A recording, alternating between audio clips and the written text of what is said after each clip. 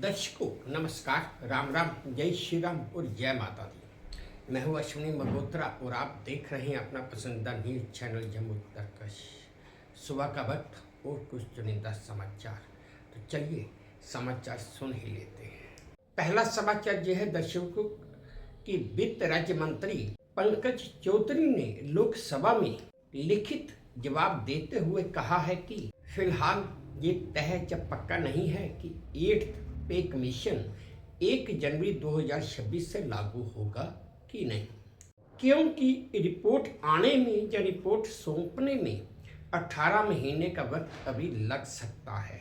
वहीं दूसरी तरफ सोशल मीडिया और सरकारी कर्मचारी संगठनों के बीच में ये अटकलें बड़ी तेज थी कि नया वेतन आयोग 2026 की शुरुआत से ही लागू हो जाएगा।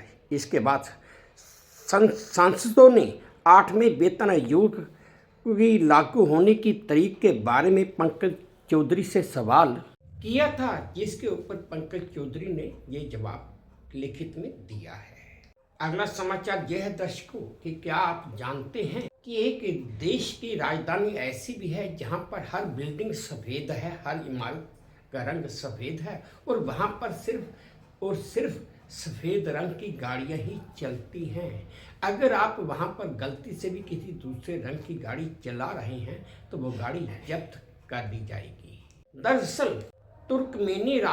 तुर्कमेनिस्तान की राजधानी अशगाबाद में सफ़ेद या हल्के सफ़ेद रंग की गाड़ियों के अलावा अगर कोई और रंग की गाड़ी सड़कों पर चलती दिखती है तो उस गाड़ी को जब्त कर लिया जाता है।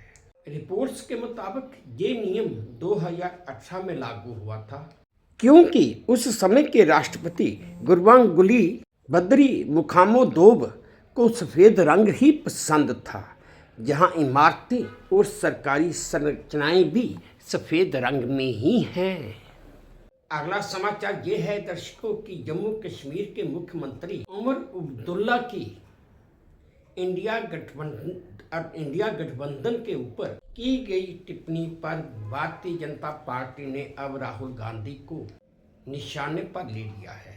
बीजेपी का कहना है कि राहुल गांधी राजनीतिक रूप से सफल हैं।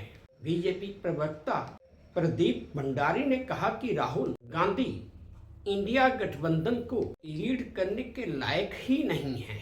लोकसभा नेता प्रतिपक्ष के बारे में अलायंस का नजरिया सामने आता है कि वह पॉलिटिकल फेलियर हैं और गठबंधन को लीड करने के लायक हैं ही नहीं, तो उन्हें ये पद छोड़ देना चाहिए। अगला समाचार यह दर्शकों की कांग्रेस ने क्रिकेटर से नेता बने नवजोत सिंह सिद्धू की पत्नी और पार्टी नेता नवजोत कौर को तत्काल प्रभाव से पार्टी से निलंबित कर दिया है। उन पर यह कार्रवाई उनकी उस टिप्पणी के बाद की गई है जिसमें उन्होंने कहा था कि पार्टी चीफ मिनिस्टर मुख्यमंत्री उसी को बनाती है जो 500 करोड़ रुपए की अटैची देता है। हालांकि नवजोत कौर ने अपना बचाव करते हुए कहा कि उनका बयान तोड़ मरोड़ कर पेश किया गया। खैर दर्शकों, आप सब जानते हैं कि हर नेता जब फंसता है तो यही कहता है। वहीं दूसरी तरफ भारतीय जनता पार्टी ने यह भी आरोप लगाया है कि कांग्रेस पार्टी का मॉडल ही यही है कि पैसे लो और मुख्यमंत्री बनाओ।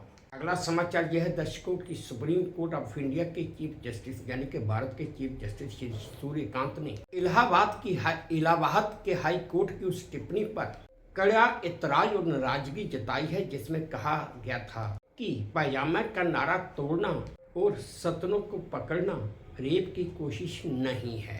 सीजेआई श्री सूर्यकांत ने इस टिप्पणी को असंवेदनशील और पीड़िता की गरिमा के खिलाफ बताया है। आगे सुप्रीम कोर्ट ने कहा, यौन अपराध मामलों में भविष्य में ऐसी टिप्पणियों से बचने के लिए दिशा निर्देश जारी किए जाएंगे और ताकि ऐसी टिप्पणियां फिर दोबारा कभी ना हो पाएं।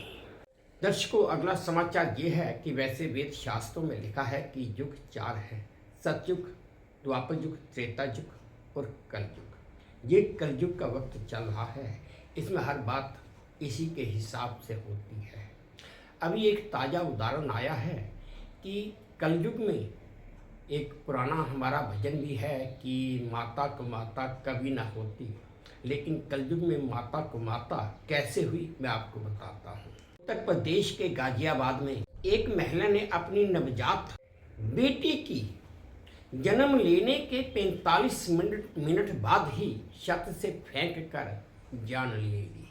जब पुलिस ने मामला दर्ज किया और जांच पड़ताल आगे बढ़ी तो उस महिला ने पहले तो पुलिस को गुमराह करने की कोशिश की, लेकिन पकड़ी गई। फिर जब उस महिला ने पूछताछ में बताया कि वह बेटा चाहती थी, बेटी नहीं।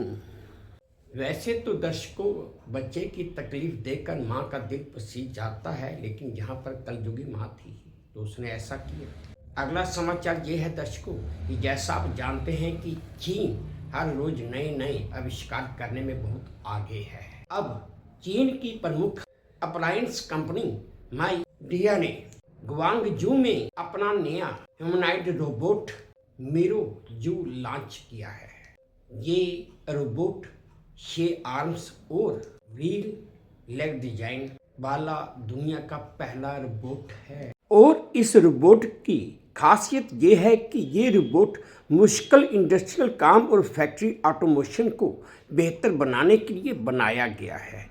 ये रोबोट 360 डिग्री तक भी घूम सकता है। अगला समाचार यह है दर्शकों की सोशल मीडिया पर एक वीडियो बड़ी तेजी से वायरल हो रहा है। इस वीडियो में साफ देखा जा सकता है कि जैसे आजकल सर्दी का मौसम शुरू हो गया है और उस युवक के पास गीजर नहीं है कि वो गर्म पानी से नहा पाए, तो इसीलिए उसने एक खाली कनस्तर लिया और खाली कनस्तर को पानी की पाइप के साथ इस हिसाब से जोड़ा कि उसमें सुचारू रूप से पानी की सप्लाई आती रही और उसने उस कनस्तर के नीचे आग जला दी ताकि पानी गर्म भी होता रहे। अब इस युवक का जुगाड़ देखकर और ये वीडियो देखकर लोग तरह तरह के कमेंट कर रहे हैं। एक यूजर ने लिखा कि गीजर कंपनी वाले तो सदमे में हैं, वहीं दूसरे यूजर ने लिखा अमेरिका क्या है, विश्व गुरु तो हम ही हैं। तीसरे यूजर ने लिखा ऐसा टैलेंट तो सिर्फ और सिर्फ भारत में ही जन्म लेता है। और वहीं चौथे यूजर ने लिखा कि स्वदेशी टेक्निक का सटीक उदाहरण है ये। दर्शकों, आप ये वीडियो देखिए जो मुझे वे टू न्यूज़ के सौजन्य से प्राप्त हुआ है। दर्शकों, ये है वो वीडियो जिसमें एक आदमी गीजर के बगैर पानी गर्म करके नहा रहा है। आप देख रहे हैं, एक्चुअली इसमें एक गाना भरा हुआ है और मैंने यूट्यूब पर वो गाना बंद किया है। आज का आखिरी चुनिंदा समाचार यह है दर्शकों कि सोशल मीडिया पर एक और वीडियो बड़ी तेजी से वायरल हो रहा है और इस वीडियो में आंध्र प्रदेश का एक किसान जिसने थोड़ा सा दिमाग लगाकर न केवल खुद अच्छी कमाई की बल्कि लोगों का भी भला कर दिया। दरअसल प्याज का थोक रेट 7 रुपये पर किलो या 736 रुपये क्विंटल था और इतनी कम कीमत पर उसने सोचा कि अगर मैं प्याज बेचूंगा तो मुझे घाटा हो जाएगा। इसलिए उस किसान ने प्याज के 10 किलो के पैकेट बना लिए और अपनी मिनी वैन में भरे और 150 रुपया पर पैकेट के हिसाब से गलियों में बेच भी दिया और कुछ ही देर में उसका प्याज दुगनी कीमत पर बिक भी गया और उसने अच्छा खासा मुनाफा भी कमा लिया। दर्शकों, आप ये वीडियो देखिए जो मुझे वे टू न्यूज़ के सौजन्य से प्राप्त हुआ है। ప్యాకెట్ 150